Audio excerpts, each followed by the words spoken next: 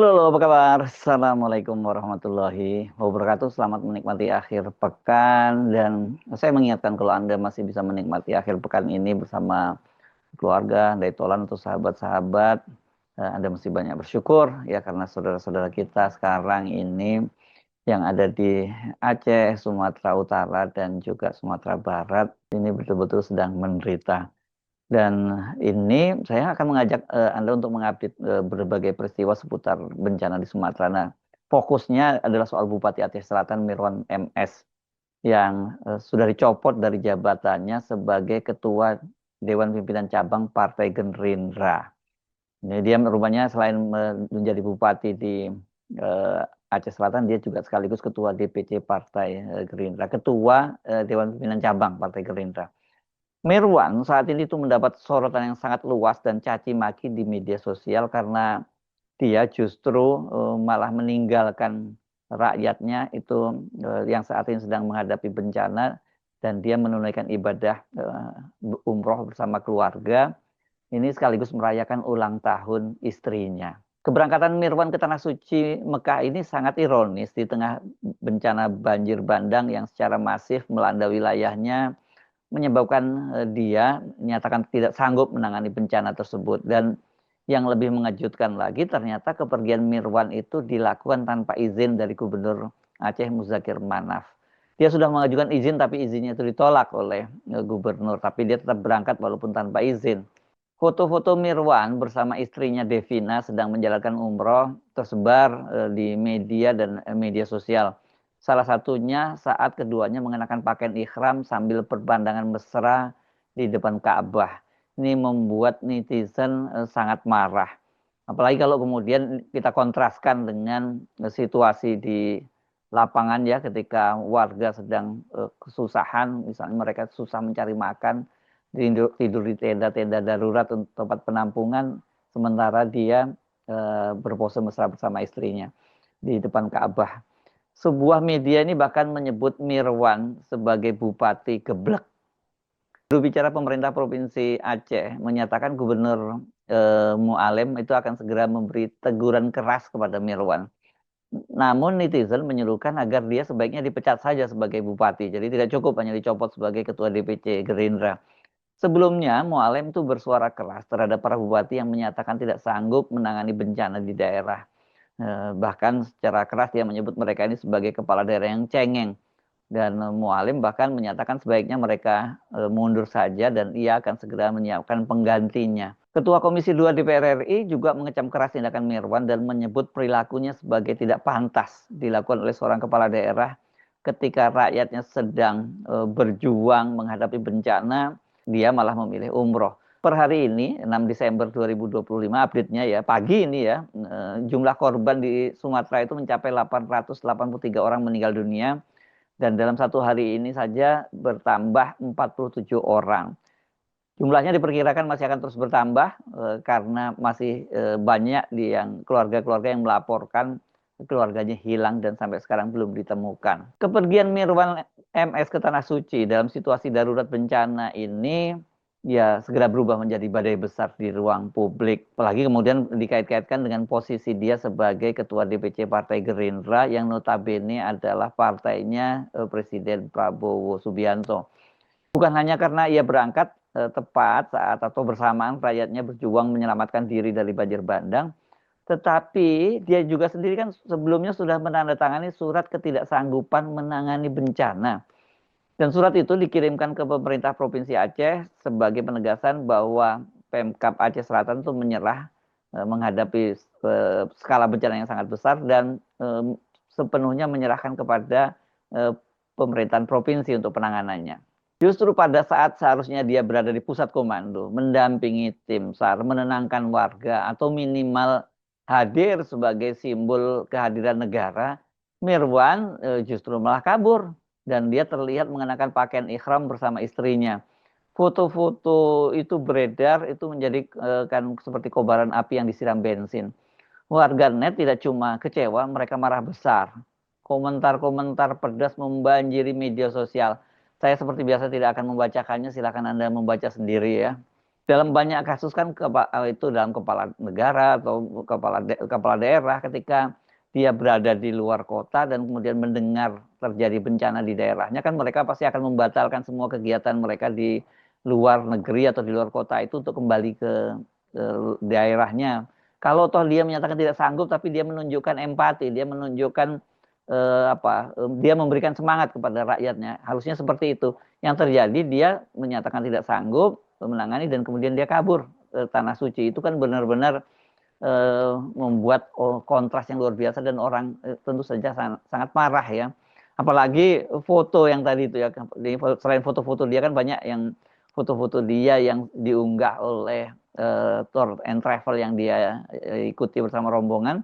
Yang foto dia berpandangan mesra dengan istrinya di Ka'bah itu menyebar luas juga di media sosial dan komentarnya itu benar-benar membuat bukan hanya panas telinga, tapi kalau saya nggak sanggup menerima cacian semacam itu ya, ya wajar karena saat ini seperti daerah lainnya dilanda bencana, di Aceh Selatan ribuan warga sedang bertarung melewati malam di pengungsian yang basah dan gelap. Dan saya tidak terkejut kalau dalam hitungan jam setelah foto-foto tersebut viral, pemerintah Provinsi Aceh langsung merilis pernyataan yang ini memang makin memperparah posisi Marwan. Pemprov Aceh menegaskan bahwa dia tidak mendapat izin. Dia rupanya sudah mengajukan izin kepada Gubernur Muzakir Manaf pada tanggal 24 November.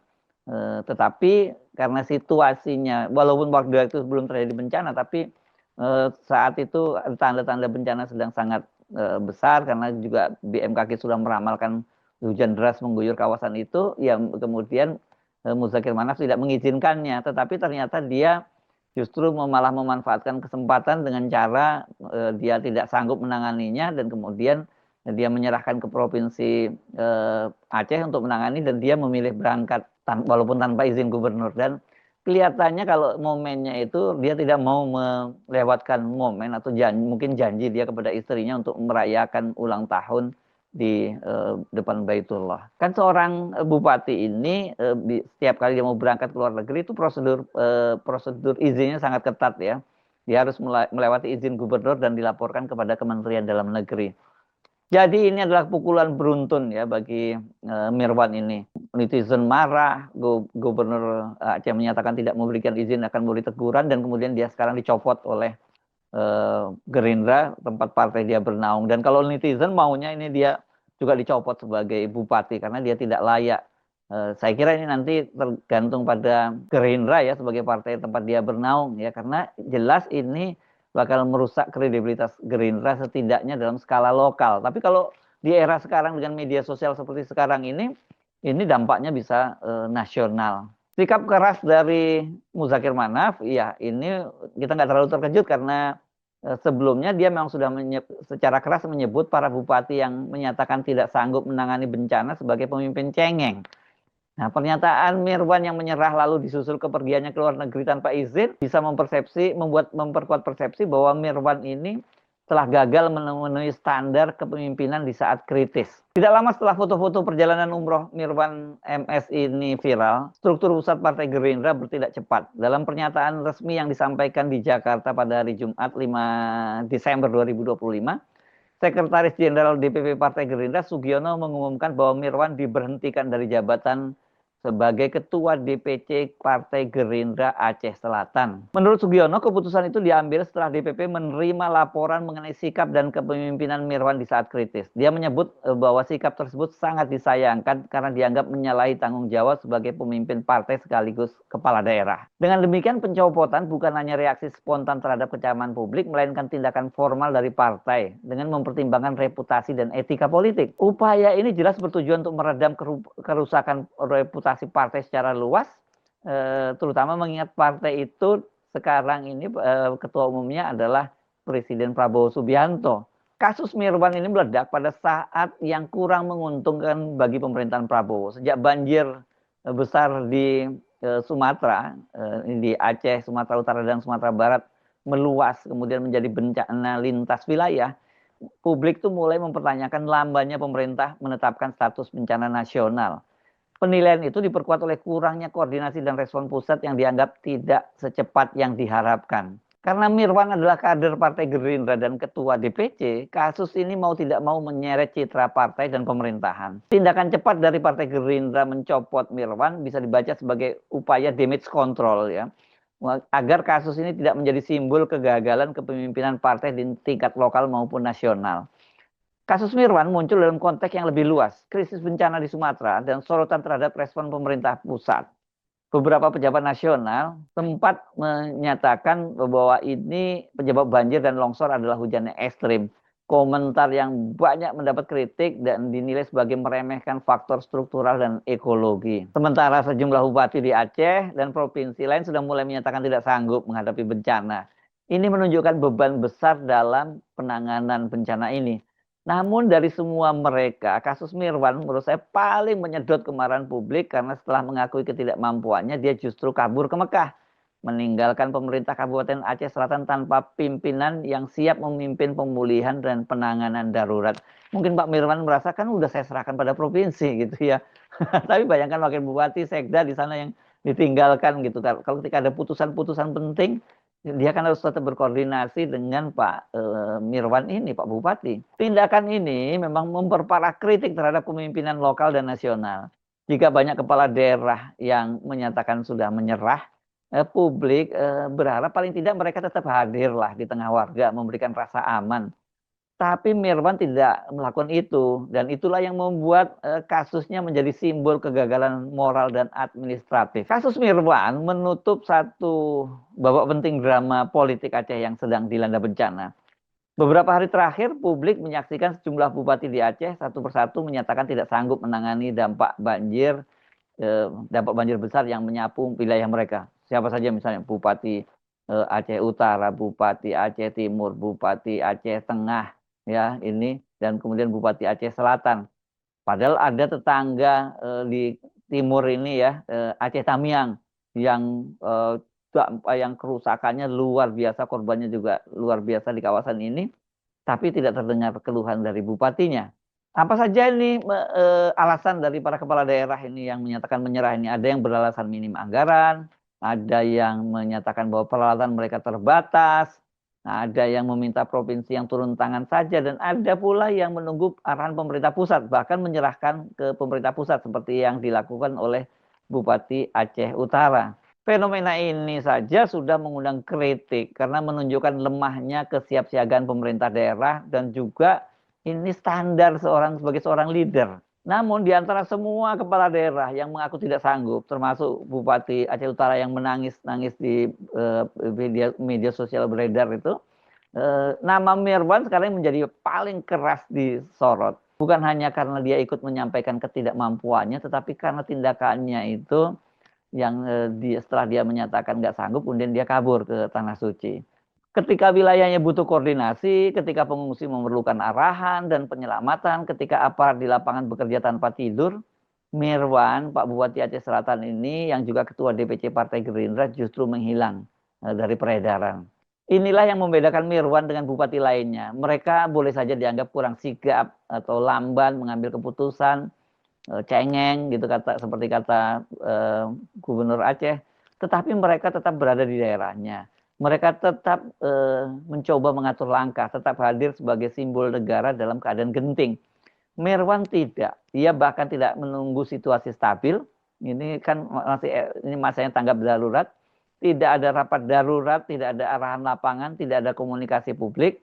Yang ada hanyalah surat ketidaksanggupan disusul kepergian diam-diam ke Tanah Suci. Kesan publik semakin kuat bahwa Mirwan tidak hanya mundur dari tanggung jawab, tetapi melarikan diri dari bencana yang menghantam warganya. Akibatnya Pemkab Aceh Selatan berjalan tanpa komando, tanpa koordinasi langsung dari pucuk pimpinan tertinggi. Di saat ribuan warga mencari tempat aman, bupatinya justru mengambil jarak ribuan kilometer.